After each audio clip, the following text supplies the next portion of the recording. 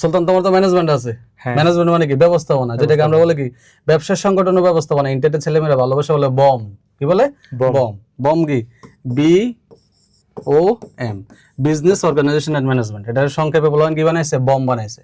তো এই বমের মধ্যে একটা টার্ম আছে 6M, কি নাম আছে 6M। আর তুমি বলো তো 6M এর পূর্ণরূপ কি তুমি জানো? জানা উচিত, কারণ এমসিকিউ তো আসে। বলো তো কয়টা এম বলতে পারবা?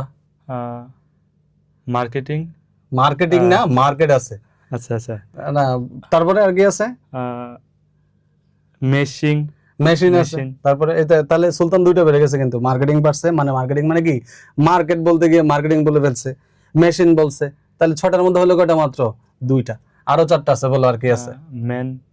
ম্যান তো মাত্রই বললা, নাকি মেশিন বলছো? মেশিন। তাহলে মার্কেট গেল, মেশিন গেল, ম্যান গেল, এরপরে আর মনে আসতেছে না। আর মনে আসতেছে না। মানে এটা কিন্তু আসলে কঠিন কিছু না, তুমি যদি একটু সিকোয়েন্সটা মেনটেন করো। মানে আমি যেভাবে দেখাবো এখন, এইভাবে মনে রাখলে তোমার সহজে মনে থাকবে। আর উল্টাপাল্টা করে বললে আসলে কি হয়ে যায়, গ্যাঞ্জাম লেগে যেতে পারে। একটু যদি খেয়াল করো, তুমিও খেয়াল করো, এবার বোর্ডে দেখো কি লেখা আছে বলো তো। ব্যবস্থাপনা 6M। সবার আগে জেনে নিতে হবে এই 6M এর জনক, অর্থাৎ এটাকে কে ডেভেলপ করছে? এটাকে টেরি অ্যান্ড ফ্রাঙ্কলিন, তারা মিলে কি করছে, এই 6M কে ডেভেলপ করছে। তাহলে এটাও আসতে পারে 6M এর জনক কে, টেরি and Franklin.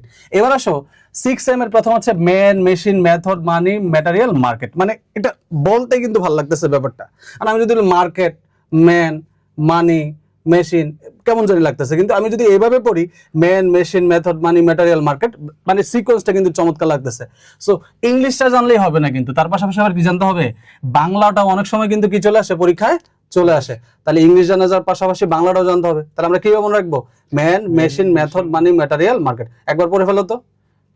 Man, machine, method, money, material, market. সুলতানের মতো করে তোমরা একবার পড়ে ফেলো, এবং কমেন্টে চাইলে তোমরা একবার লিখে ফেলতে পারো। যদি ভিডিওটি ভালো লাগে তাহলে অবশ্যই একটি শেয়ার করে দিও।